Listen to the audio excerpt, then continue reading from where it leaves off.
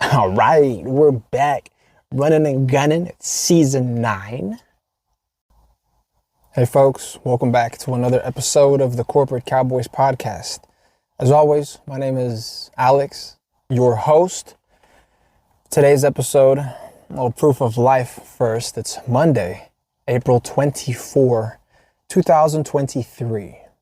And if it's your first time joining us, the Corporate Cowboys podcast is a podcast oriented toward professional development. If you find yourself in a situation, in a position in your life currently where circumstances dictate that it's time to make decisions, it's time to act, it's time to plan and then act, it's time to execute and make moves in corporate, but you don't know how, you don't know where to start, you don't know what questions to ask, how to evaluate your options. Well, that's what we do in our day-to-day life. We're consultants, both professional, legal, business, career-wise. You can find us on Instagram. That's at Corporate Cowboys with a Z. The podcast is available on Patreon. That's the Corporate Cowboys podcast. You can subscribe. There are a number of tiers. Or you could just donate outright if you feel the need. If you feel generous. There are a couple of donation links floating around. A Venmo, a PayPal, a Cash App even. You can write to us and send items that way. That's P.O. Box 3372, Rancho Cordova, California, 95741. And you can address it to Alex at Corporate Cowboys or Incorporating Associates. We're still very much affiliated. So help keep this podcast nonprofit, help keep it for free, right? But if you feel like you need some personalized time, some one-to-one interaction,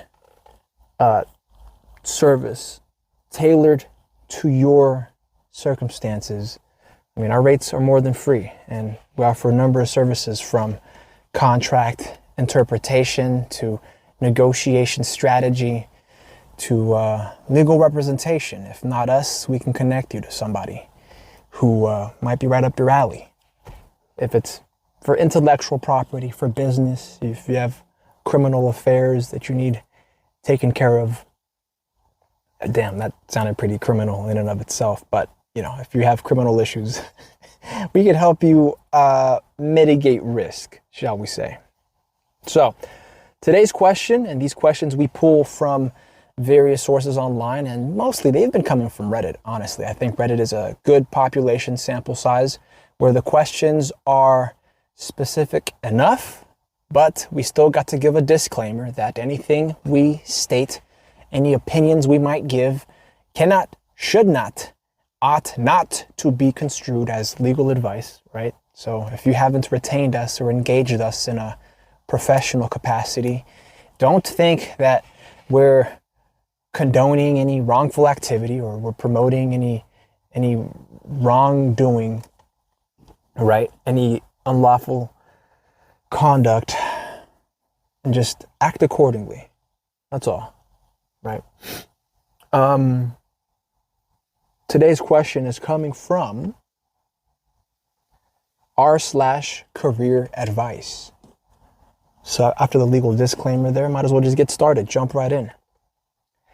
The title says, oh, this one's pretty long, so I'm going to try not to interject as much, but typically I'll read a little bit, and because we don't have the hypothetical client in front of us, I mean, they're not an actual client, we're treating them as a hypothetical client. So the beauty of this podcast is that because it's one way, it's just me talking to you and you listening and taking it in, you can pretend that you walked in on a consult and that I'm actually giving you a little sidebar on how it is that we approach situations with our client, what information we seek to get through interviewing and analyzing, whether or not we can infer certain things, right? If it's questions we don't need to ask, but can infer from the facts that are already given to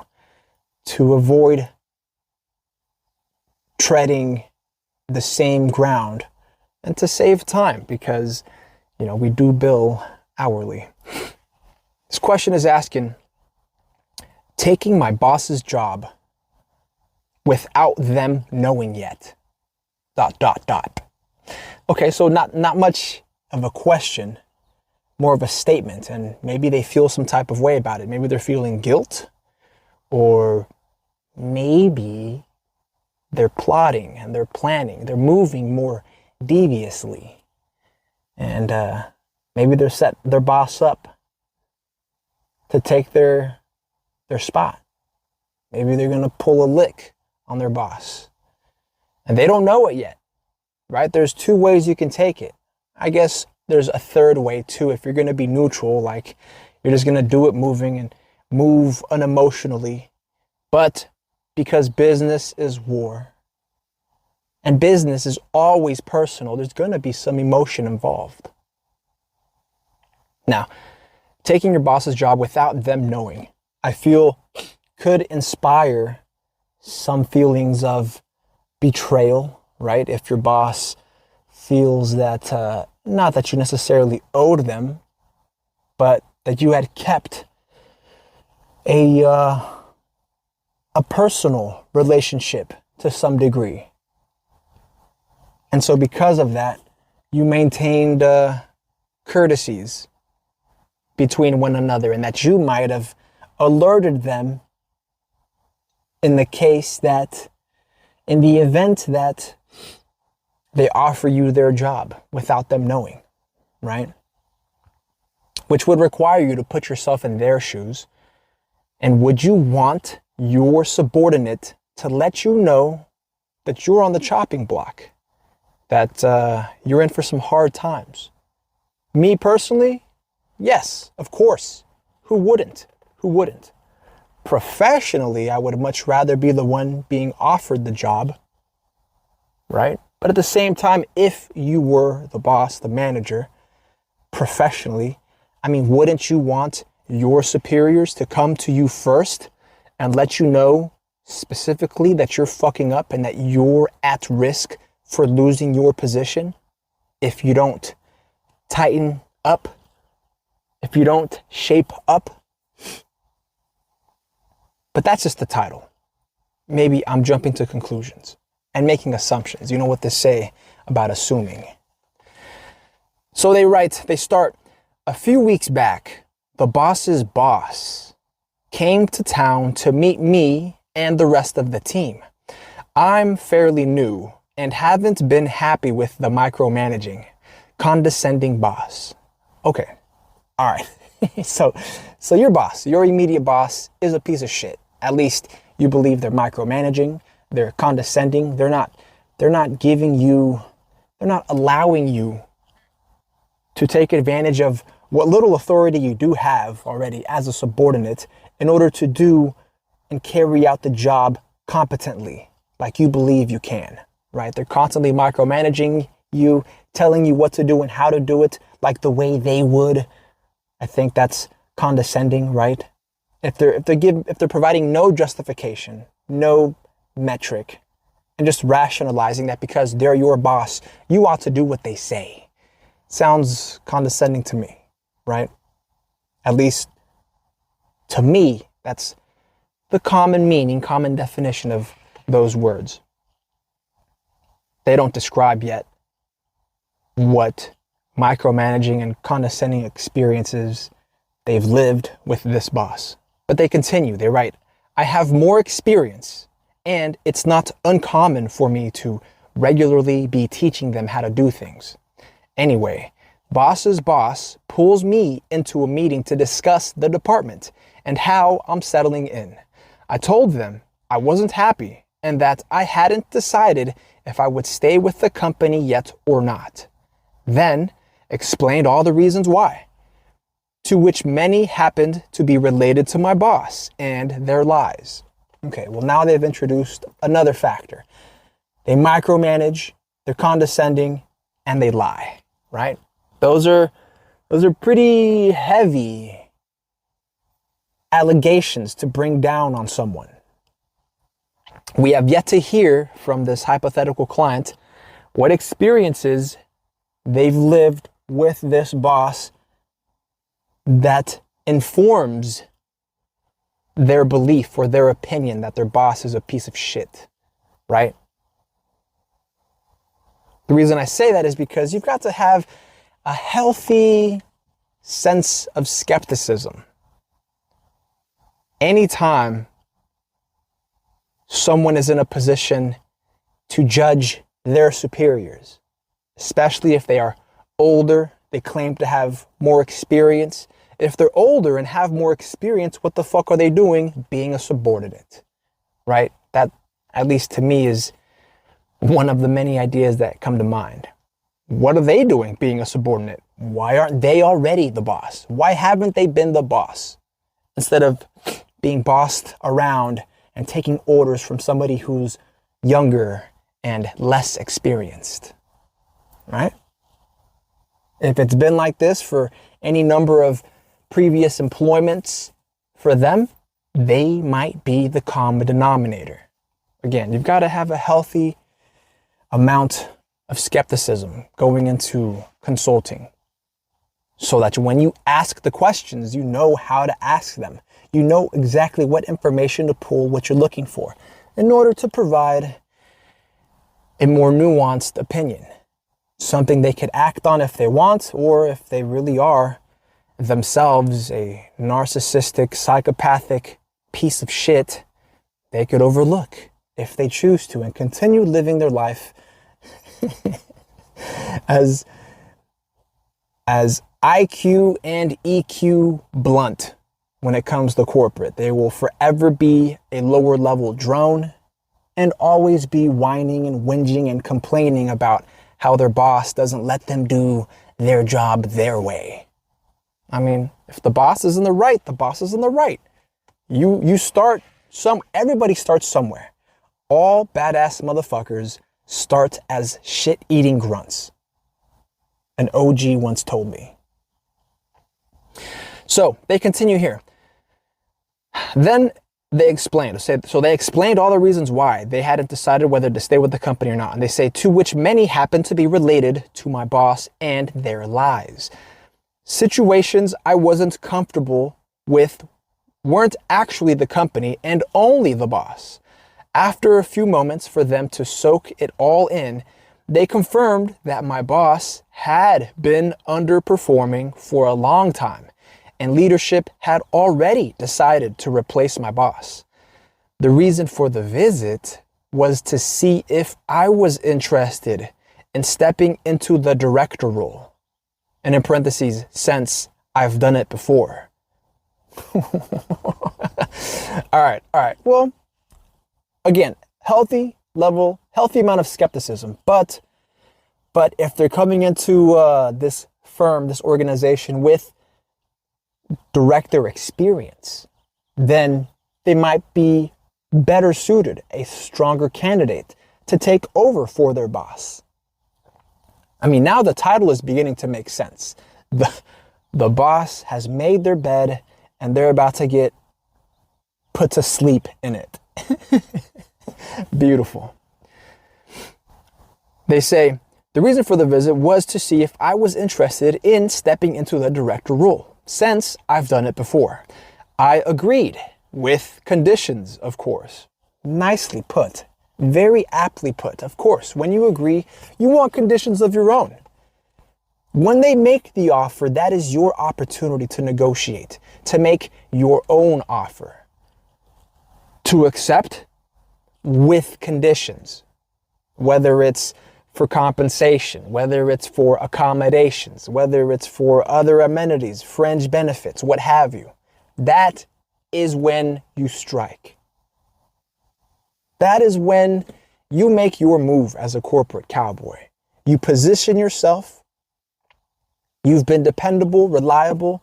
Your boss just happens to be shitting the bed. Pun intended. And now you're being offered the position. If you can do better, if you're willing and are capable, that is when you come back with your terms and your conditions. So when the position is handed down, you settle in and are able to go to work how you know best.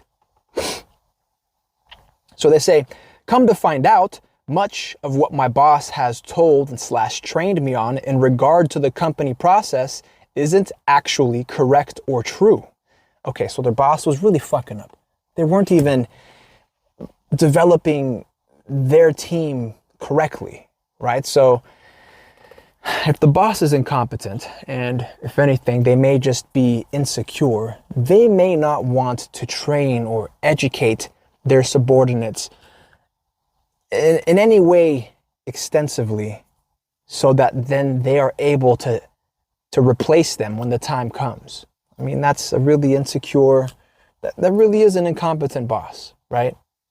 A boss who's a leader cultivates leaders. A leader wants to create more of themselves. Why? Because if they have more, if they have a large pool of replacements, there are more opportunities to expand the organization itself, especially if this system for professional development is integrated from the top down. That's how you move like a team. That's how you move like an army, and business is war. But that's more higher level strategy, higher level thinking. That's, some corporate cowboy shit. And if you need help with that, it takes time, lots of time. It takes planning, lots of planning, and it takes contracts. And for that, I would insist that you either engage us in some professional capacity or hire out lawyers and other experts that can help you formulate a plan, some type of initiative or proposal that you can then partner with your organization, with your firm, and open up your own department, your own division. Again, higher level thinking, not directly related to the question at hand here, but it's worth exploring, always. So they say, come to find out, much of what my boss has told / trained me on in regard to the company processes isn't actually correct or true. My access has been severely minimalized, and I was told that, quote, I needed to earn trust. So there is so much I don't know about this company where I'm now going to step in a director role, replace myself, and have a small global team. Ooh, a global team. I'm low-key interested. But, as the hypothetical client, we'd want to know the company. We'd want to know the industry. We'd want to know exactly the hierarchical makeup of the organization itself and what span of control exists at each level of this organization. What duties and obligations might overlap from position to position, department to department, right? So they say, they continue here, next paragraph, I now have a week to come up with a 30, 60, 90 plan. That's 30 days, 60 days, 90-day plan for my transition and what that would look like and whether or not my boss stays on board to help with the transition or gets terminated. I got it for you already. If your boss has really been this incompetent, take 30 days. Take 30 days, right? Because if they haven't told you that you have 30, 60, 90 days to get this ship right side up, then that means that they're keeping the boss for another 3 months potentially, right? So take 30 days for yourself. Gather any materials, instruction manuals, training supplements, resources to get yourself acquainted with how the boss should have been running the operation, right? And then between day 30 to 60 is measurements, taking metrics, exactly what's been going right, what's been going wrong, strengths and weaknesses, a SWOT analysis, if you will. Depending on how long that takes you then, out to 90 days is where you are making moves. and necessarily taking over. And the transition is happening then and there. So that by day 90, kick the old boss out the door, unless they expect you, for some reason, to be training your old boss. And then what? They think they're going to hold on to them? I mean, I've seen that before. I've also seen that before, right?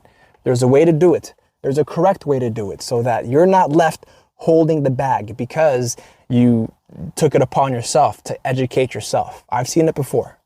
I've seen it before where there are employees, subordinates who have been stepped on, if you will, who have been stepped on in order to keep inept bosses and managers because the boss or the manager is connected somehow. They're somebody's family relative or a friend. And they expect you to train them.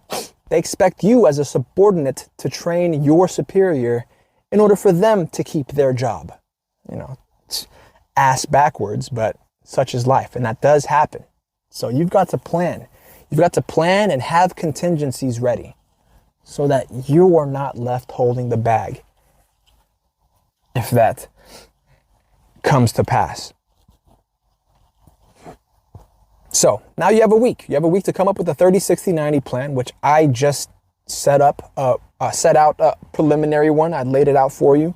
Something that you could write down and actually have happen, execute on, so long as you're given the proper authorities and communication channels and support by your boss's boss, right? So they say to plan your transition, you have 30, 60, 90 days to plan for my transition and what that would look like and whether or not my boss stays on board to help me with the transition or gets terminated. I would say you could probably kick them off at around the 60-day mark. Otherwise, you're left carrying dead weight, dragging dead weight from the 60 to 90-day mark. That's a month of compensation you could save. And in that month, I think from the 60 to 90-day month is when you're transitioning into your full capacity as a director and can actually renegotiate whatever salary bump you got at day 0, from day 0 to day 30, right? And then from day 30 to day 60, you are from day 0 to day 60, you're working within that salary you negotiated, that compensation you had negotiated. And that day 60, that's been 2 months, you could ask to renegotiate, to review your compensation, if not at day 90, as your plan is being laid out, as you are measuring and executing on metrics and strategies and actually handing up deliverables. They say, this is a new one for me. So I'm seeking advice from all perspectives. Suggestions for what the plan looks like. I just gave you one. I'm leaning toward not keeping the boss on during the transition due to the lies and incorrect information she deliberately gave me during training. But I always know they hold a vast majority of knowledge that could potentially be useful help. I gave you a good in between. I gave you a good in between. Usually it's not even your decision completely, right? Sure, they want your input and you have some influence on the decision-making process at this point as far as whether or not they stay on. But from day 0 to day 30, you should be getting acquainted with the position. Day 30 to day 60, measuring and analyzing. And then day 60 to day 90, executing. But really, I think the earliest you can get rid of them is day 31. Honestly, if you are confident enough, in your team and you have developed enough rapport with your future subordinates, that is your colleagues currently, right? The folks who are at your level currently and below, if you have subordinates now, right? Because you would necessarily be taking over your superior's spot. You're going to move up one rank. And then everybody who you used to work with alongside with are going to become your subordinates. so long as you have a good reputation with them, have developed the proper rapport, I think at day 31, you could kick the old boss to the curb and use your social rapport, your professional rapport with your colleagues to help with the SWOT analysis, because you'll need a lot of reporting, a lot of information and data and metrics coming to you so you could crunch the numbers properly, unless you're having them crunch them for you, which again, you want that help as a gesture of goodwill, that your colleagues are in this effort with you to replace this piece of shit boss. I mean, if this boss is universally hated, if the entire organization wants to see them leave, why drag it out? At day 31, you could chuck them. From 31 to 60 is when you're measuring, analyzing, and then even in between that or before that, from day 31 to 60 on through day 90 is when you're executing on a plan for success. On a plan for success. So they're asking for help. I just gave it to you, I think. And we're about 26 minutes in. And they leave an edit here, actually. They add another note. They adding to say that the boss's boss is newly promoted from within the same department and taking over. They have worked together for years. And there's more backstory, of course, but this termination/transition was going to happen whether it was me or not. But I have prior experience that they came to town to ask, wait, what? I think this is poorly written, but they say, but this termination/transition was going to happen whether it was me or not. But I have prior experience that they came to town to ask if I would take the role. And since I was considering leaving because of my boss, and I laid my cards on the table first, to which they opened up about the boss's performance. That was all one sentence right there. Jeez, bro. Fucking wall of text. I mean, maybe they added it last minute. It is an edit after all. So it is what it is.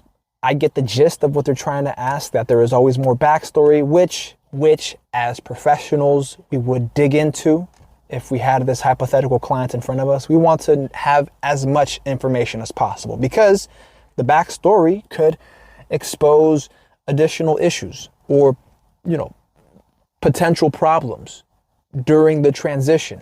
If we know affirmatively, if it's factual, if it's documented even, if it's documented and recorded that this boss lied to you or passed on misrepresented facts to you, just outright tried to sabotage you during your training when you were coming up, as you allege, right? They allege that the boss lied to them, and that's why they don't trust them, and that's why they don't want to keep them on, and they don't plan on keeping them on, which really they also do recognize the counterpoint. That's the boss, because they moved up, they're going to have a lot of knowledge that our hypothetical client didn't previously have. Which is why I first went, if you don't want to rely on this potentially lying motherfucker who might sabotage the transition, you go to the source first. You go to the books, you go to the training manuals, you go to the policies and procedures, any training documents, information on the company to get yourself acquainted with the role you are about to take on, and the responsibilities and the duties that you will have to carry out. You get acquainted with them first, and then kick the other motherfucker to the curb. Male or female, I don't give a shit. Kick that bitch to the curb, right? But I think you might need at least 1 month. Depending on the scale of the operation, hey, if you think you can tackle this in less than a month, only you would know, right? We don't have that information with us. The hypothetical client doesn't share it. So if they have that data if they can quantify the steps necessary in order to have the transition happen in less than a month, I mean, more power to you. More power to you. Let's read a comment here real quick. Actually, it's 30 minutes. The first comment here, I'll just spit it out. They say, the first comment says, your boss will undermine you if you keep them on and is unlikely to suddenly show you the correct processes. It is also possible that the boss was also not given proper training and the big boss would not be as supportive as they seem. Further, if you fail, and not saying you will, they will undercut you the same way. I question how great your workplace is. There's always that. There's always that. But that's not to say you can't be the one to change it, which again is why I say go to the training manuals first, the policies and the procedures. But that is also assuming, and I jumped to the conclusion that they exist, that these materials actually exist. But that's more information we'd have to ask. Whether or not they exist, what the structure of the company looks like, if it's just a director role, or if there is other individuals with higher titles above this, we would need to know the inside and out of the organization. Essentially an organizational audit. I mean, that's pretty regular in our line of work, legal and otherwise. Well, take care of yourselves. I mean, pass this podcast on to your colleagues and your associates. If you need help, reach out to us. That's what we're here for. Take care.